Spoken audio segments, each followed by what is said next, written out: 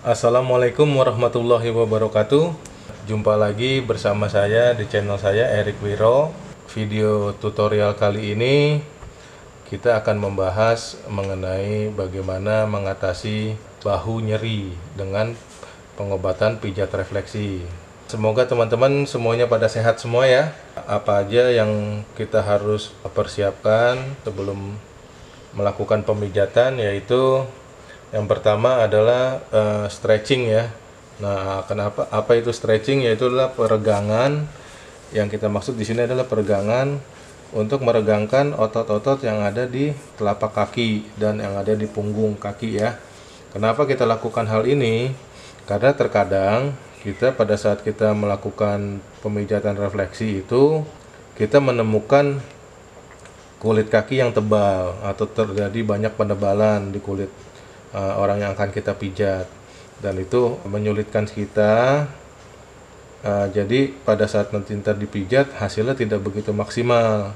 Dikarenakan kenapa? Karena kulit yang tebal itu terus terang juga berpengaruh pada maksimal atau tidak maksimalnya nanti dari pemijatannya ya. Jadi kita lakukan stretching seperti ini untuk melemaskan otot-otot yang ada di sini. Nah, kalau udah sebegini nih, nanti insya Allah pemijatannya itu hasilnya maksimal ya. Nah, kemudian sebelum kita memijat, biasakan ininya dibalurkan hand body lotion, olive oil, minyak kelapa, atau bisa juga dengan minyak gosok dicampur ya. Kegunaan dari hand body tersebut dan minyak tersebut yang tadi saya sebutkan itu gunanya adalah pada saat nanti memijat, apalagi dengan menggunakan alat bantu tongkat ya, kayu ya, itu supaya titik refleksinya itu tidak mengalami lecet gitu. Jadi tidak luka, dikarenakan kan sudah dilembabkan oleh minyak ataupun hand body ya. Dan di sini untuk urutan memijatnya, pertama kali yang harus kita lakukan adalah 3 titik pertama untuk bahu nyeri ini. Seperti yang di video-video saya sebelumnya, saya selalu menjelaskan bahwa untuk memulai refleksi itu titik yang 3 pertama itu adalah titik yang paling penting, yaitu titik ginjal, kandung kencing, dan saluran kencing. Kenapa? Karena setelah dilakukan pemijatan, maka yang kita harapkan itu adalah bahwa dari titik-titik tersebut itu bekerja dengan maksimal. Jadi apa? Kotoran-kotoran yang ada di dalam darah itu bisa kita keluarkan ya. Oke, kita langsung aja. Untuk melihat lebih jelasnya nanti teman-teman, saya sudah berikan linknya nanti ya di deskripsi ya. Titik yang pertama itu adalah ginjal. Nah, untuk menentukan titik ginjal itu dia tuh rata dengan antara jari ini dan jari ini ya, telunjuk dan jari tengah. Nah, kemudian itu dia ratanya tuh kalau kita raba nih, ini ada tulang di sini ya, yang tulang menonjol. Nah, itu kita naikin aja. Nah, itu kira-kira itu ginjal tuh di sebelah sini ya. Nah, kira-kira di sini. Nah, titik pijat ini nantinya akan menyaring kotoran-kotoran dan bisa dibuang melalui dari kandung kencing dan melalui kencing ya. Nah, pada saat kita memijat, misalkan kita menggunakan tongkat kayu seperti ini ya, bantuan ya. Nah, dalam memijat ini tekanannya itu harus kurang lebih 1 sampai 2 kilo kalau yang bagus. Nah, cuman kita kan kadang-kadang nggak tahu tuh bagaimana menentukan apakah tekanan kita itu sudah 1 sampai 2 kilo. Nah, paling gampang itu adalah begini. Misalkan telapak tangan saya ini nih, anggap aja permukaannya timbangan. Nah, kita pijat aja begini nih. Nah, kalau pijatan kita ini sudah mencapai 1 atau 2 kilo, nah coba kita rasakan. Jadi kita punya feeling, oh kira-kira kurang lebih segini gitu. Nggak harus persis 1 kilo atau 2 kilo sih teman-teman.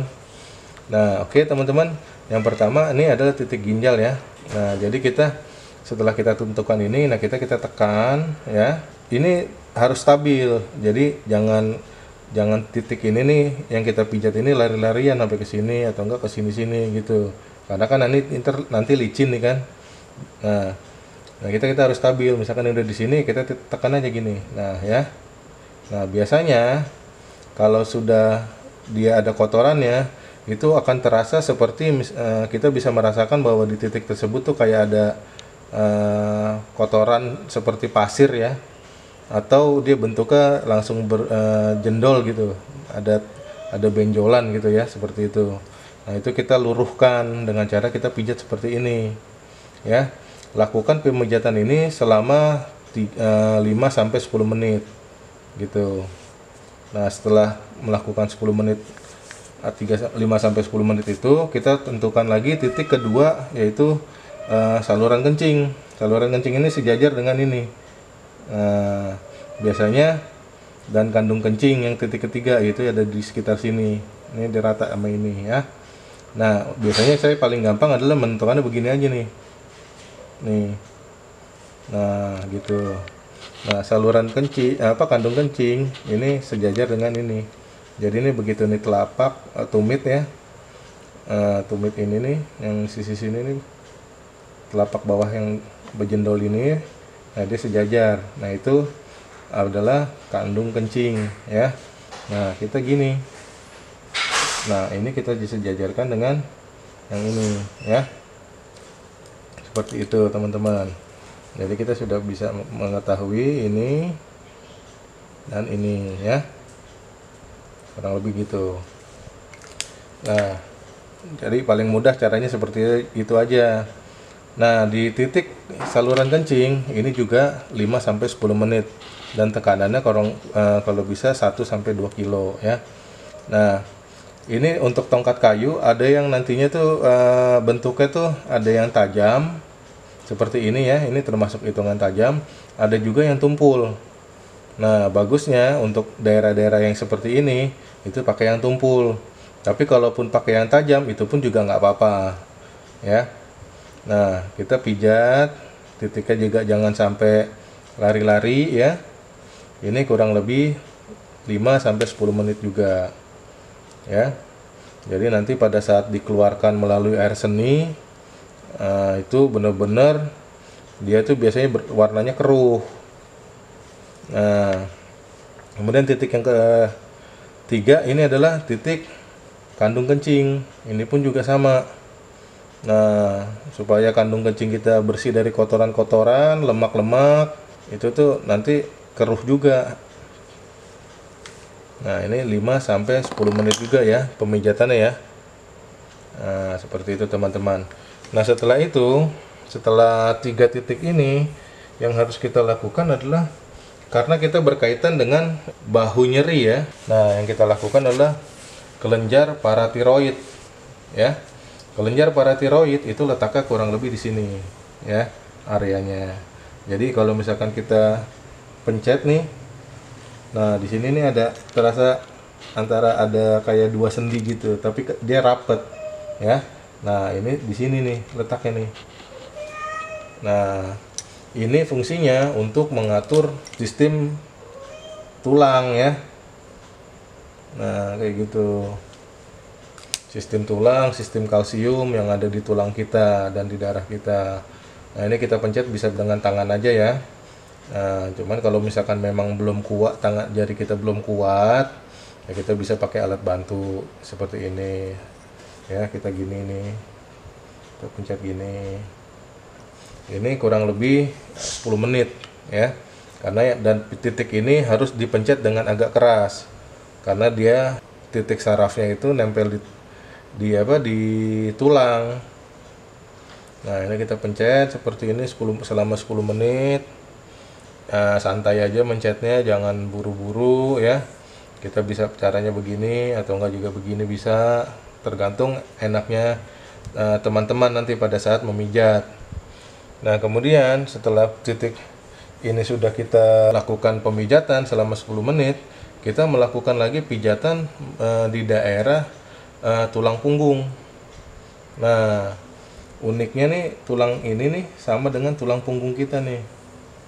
Nah, tulang punggung itu adanya di sebelah sini. Yang pertama nih ada tulang punggung, tulang tengah, ini tulang tulang yang mau ke arah tulang ekor ya, sampai bawah nanti. Nah, itu posisinya kurang lebih di sini ya. Jadi nih, ini ada yang menonjol biasanya di sini nih. Nah setelah ini, nah ini dia di sini. Nah kurang lebih dia adanya di sini. Dia cuma segini aja nih kurang lebih ya. Nah ini pun kita pijat. Nah jangan lupa, sekali lagi saya selalu ingatkan, selalu gunakan hand body atau minyak. Pada saat ini sudah mulai kering ya kita tambahin lagi. Dan ini pun juga titik ini kita pijat dengan agak keras ya. Nah pada saat kita sudah pijat ini 10 menit nih, karena ini berkaitan dengan tulang ya. Oke. Nah setelah tulang punggung ini kita pijat, maka yang kita lakukan adalah sendi pinggul. Nah sendi pinggul itu persis ada di bawah mata kaki.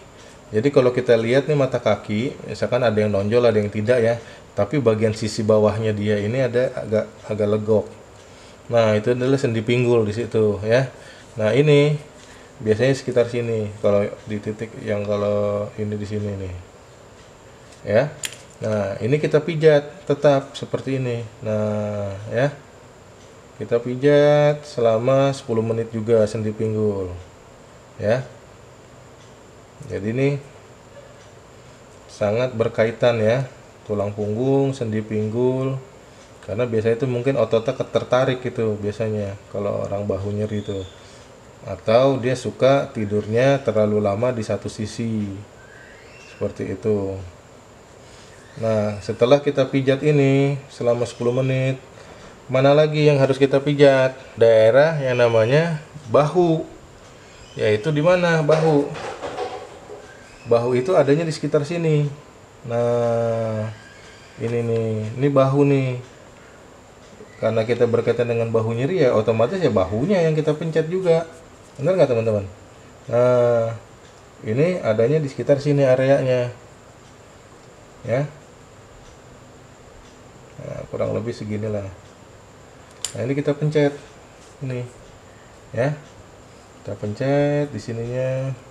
Di sini nih kadang-kadang ini kan ada yang titik saraf itu di antara tulang, makanya kita gunakan ini kalau untuk yang di daerah tulangnya, jadi daerah antara sela-sela tulang ya. Kita pencet, terus juga di sisi sininya ya, sisi luar sininya nih, ini kita pencet nih. Jadi persis di bawah ini nih, di bawah dia tulang kelingking nih.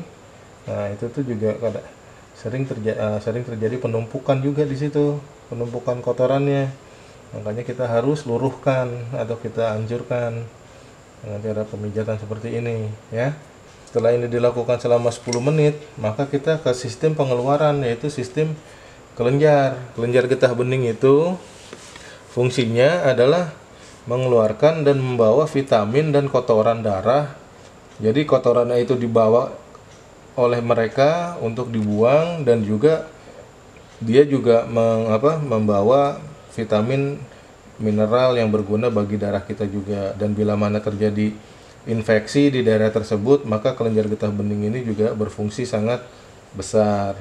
Pertama itu kelenjar getah bening bagian dada.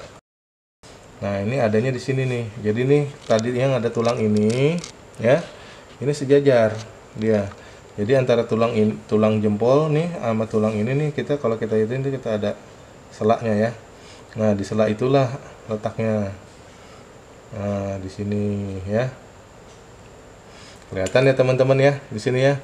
Nah untuk pemijatannya jangan lupa, karena ini bagian atas, ini perlu sekali yang namanya pemijatan dengan cara dibalurkan hand body atau minyak. Nah ini kita mijatnya di sini aja nih, begini ya. Nah kayak gitu. Kalau nggak ini bisa begini, ini bisa begini dari arah sini ya.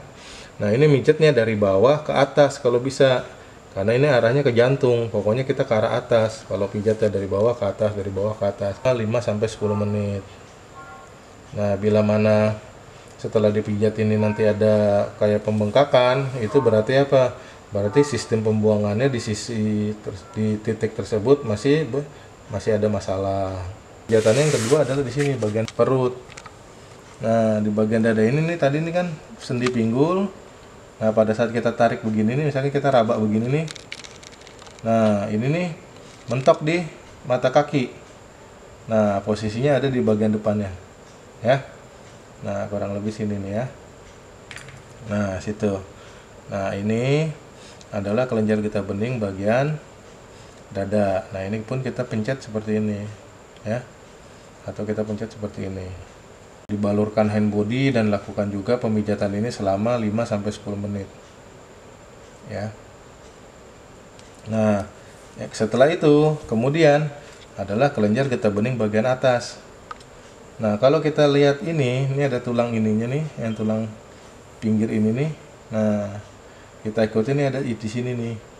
Sama, nah itu adanya posisinya di sini. Jadi kalau kita tekuk kaki ini, dia ada pas ditekukan di cekungannya. Di sini ada cekungan pasti nanti. Nah, di cekungan itulah itu letaknya. Kurang lebih di sekitar sini ya. Nah, itu kita pijat juga seperti ini. Lakukan juga selama 10 menit. 5-10 menit ya teman-teman ya.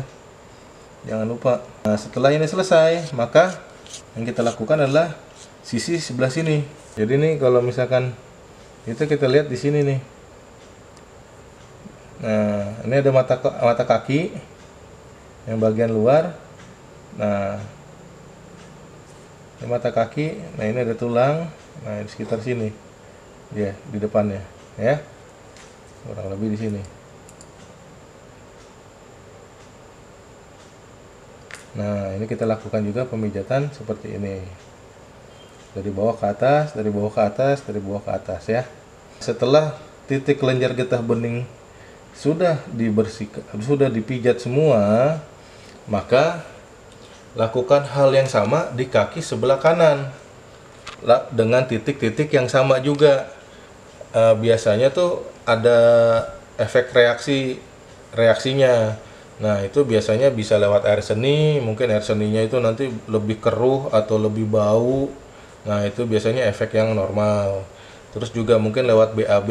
Nah, kalau lewat BAB itu biasanya mungkin yang tinjanya mungkin agak lengket ya, lebih lengket daripada seperti biasanya. Terus juga bisa melalui kulit. Nah, kalau melalui kulit ini biasanya kita sering ruam-ruam ya, ada keluar ruam-ruam di tubuh kita. Atau juga lewat luka. Nah, lewat luka ini jadi dia tuh suka ada item-item, jadi kayak jerawat di badan seperti itu keluarnya. Nah, itu berarti menunjukkan bahwa hal-hal tersebut itu adalah normal dan itu efek yang bagus, reaksi yang bagus. Nah, bila mana setelah dilakukan pemijatan beberapa kali, mungkin sampai 3-5 kali di sela-sela antara pijatan satu dan pijatan berikutnya itu sendi-sendi organ-organ yang tadi saya sebutkan itu merasa lebih ada yang sakit atau lebih sakit daripada biasanya, itu menunjukkan bahwa kotorannya itu berhasil dijebol ya. Jadi yang tadinya nyumbat itu akhirnya bisa kita jebol dengan pemijatan refleksi ini. Nah, biasakan setelah melakukan pemijatan berikan minuman air hangat, air putih hangat atau teh manis hangat kepada orang yang dipijat. Kenapa? Supaya lebih bisa melancarkan peredaran darahnya dan juga bisa memulihkan tenaganya, karena mungkin pada saat dipijat biasanya itu orang tuh nahan ya. Nah, karena nahan itu dia bisa jadi lemas dia. Nah, oleh karena itu saya sarankan juga kalau bisa minumnya air teh manis hangat. Nah, kemudian kalau untuk untuk bantuan teman-teman ini juga untuk mengatasi bahu nyeri ini, kita bisa memberikan minuman-minuman yang bersifat herbal ya, seperti ramuan-ramuan gitu. Nah, kalau saya menyarankannya itu adalah dari lengkuas merah aja. Jadi nanti teman-teman minum lengkuas merah, lengkuasnya itu diparut ya, kemudian diperes terus minum airnya. Lakukan hal itu sehari 1-2 kali ya. Nah, setelah itu pada saat lagi mengalami bahu nyeri ini, kalau bisa teman-teman juga menghindari sayur-sayuran yang bersifat seperti kacang-kacangan, kacang panjang, nangka, durian, atau yang mengandung seperti emping ya. Justru dengan menghindari makanan-makanan yang menjadi pantangan inilah merupakan kunci kesembuhan teman-teman juga. Karena dengan cara seperti itu maka hal itu mempercepat teman-teman bisa lebih cepat sembuh gitu ya. Nah, Oke, itu adalah tutorial video kali ini. Mudah-mudahan video saya ini bermanfaat bagi teman-teman. Saya berterima kasih karena teman-teman mau menonton sampai habis. Dan juga bila video saya ini bermanfaat bagi teman-teman, silahkan like, share, dan juga subscribe. Dan bila mana ada pertanyaan, silahkan ajukan di kolom komentar. Oke teman-teman, terima kasih. Salam sehat untuk semuanya. Wassalamualaikum warahmatullahi wabarakatuh.